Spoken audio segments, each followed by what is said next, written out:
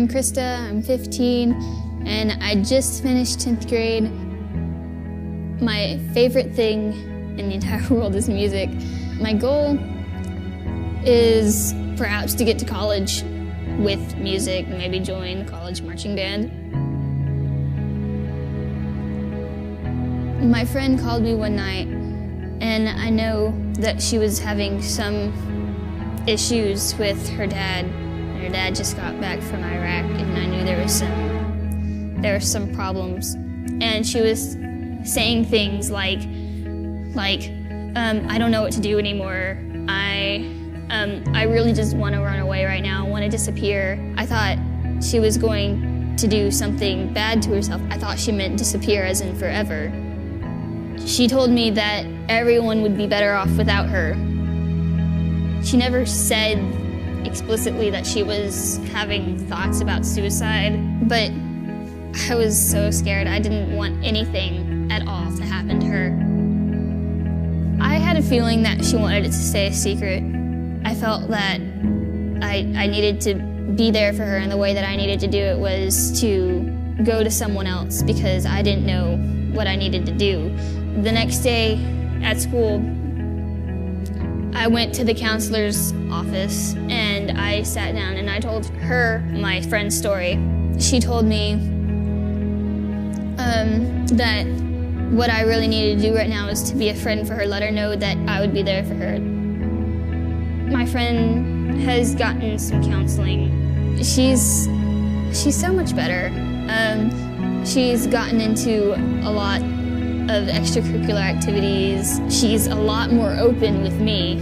I think I've gained a lot more of her trust. It never ever hurts to tell an adult. It always helps to go to someone else. If you hear someone talking about suicide or taking their life, don't keep it a secret and don't ignore it. Take all talk of suicide seriously and take action. Tell an adult and get help for a friend. My friend is alive because I reached out to help. Call 1-800-273-TALK or 1-800-273-8255 for the National Suicide Prevention Hotline.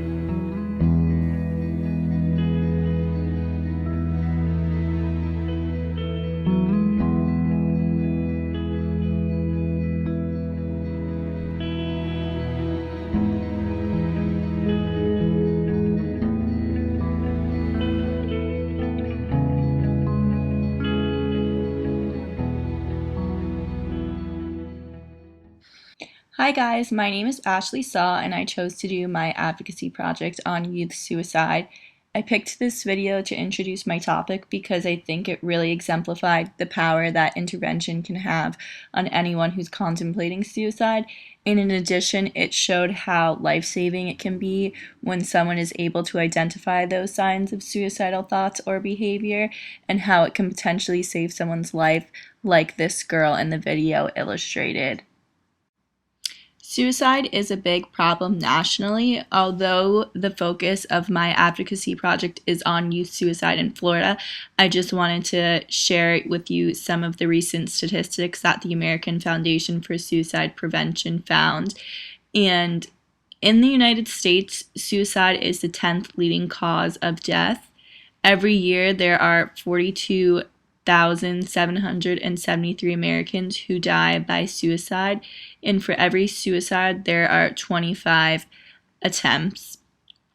Suicide costs the United States $44 billion annually, and the annual rate is 12.93 per 100,000 individuals, and on average, there are about 117 suicides a day. And lastly, firearms account for 50% of all suicides. These statistics pertain to youth suicide rates specifically in Florida, and you can see here that it is the third leading cause of death for youth who are ages 15 to 14, and it's the third leading cause of death for youth who are between the ages of 15 and 24. And in 2014, there were 8.1 suicides reported every day, These numbers should be significantly lower, and there should not be this many people who feel that the only way out of a bad situation is through ending their life, especially at such a young age. An advocacy approach is definitely needed to tackle this issue of youth suicide.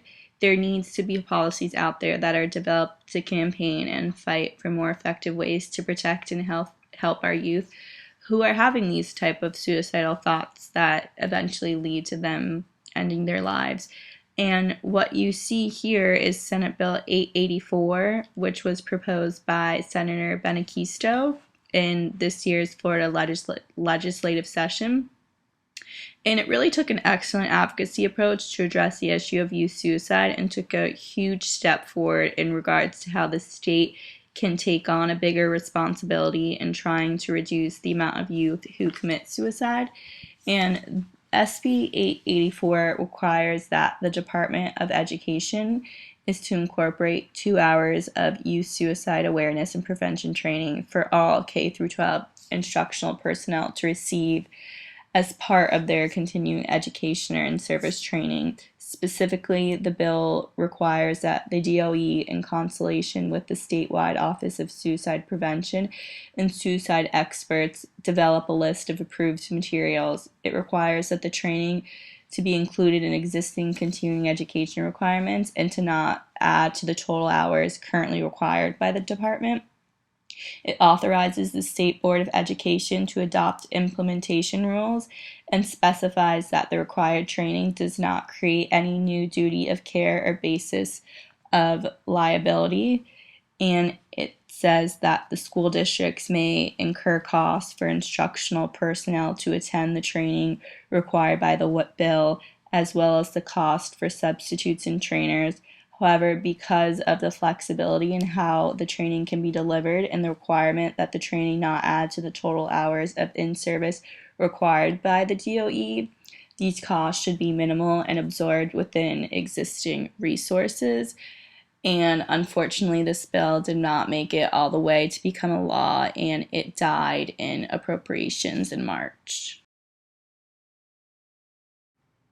It's a shame this bill died and didn't become a law that will be put into effect. Children spend about 32.5 hours a week in school, and it would only make sense that with a phenomenon like this that has taken so many lives and continues to do so, our government would make sure that teachers know how to identify signs of suicidal thoughts and know how to appropriately deal with the situation.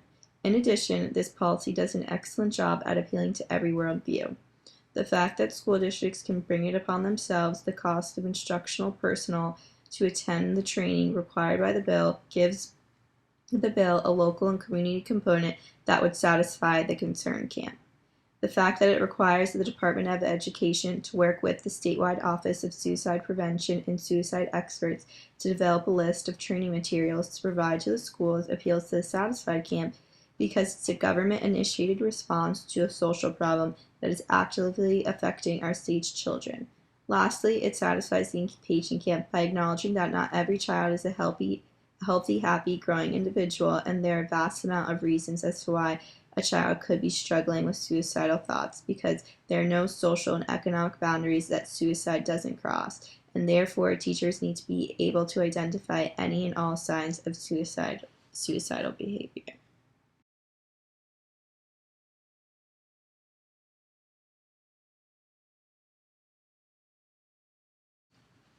I wanted to end this presentation by clarifying some common myths about suicide. One myth is that people who talk about suicide don't actually commit suicide. The fact is that most people who commit suicide have talked about or have given definite warning signs about their suicidal intentions. Another myth is that suicide happens without warning. The fact is there are almost always warning signs, but others are often unaware of the significance of the warnings or unsure about what to do. The last myth is that suicide people are fully intent on dying. Nothing others can say or do will help. But the fact is, suicide is preventable. Most suicidal people desperately want to live, and they're just unable to see alternatives to their problems. Lastly, I wanted to end this presentation by providing the Suicide Prevention Lifeline number for anyone who is contemplating suicide or who has a friend having suicidal thoughts.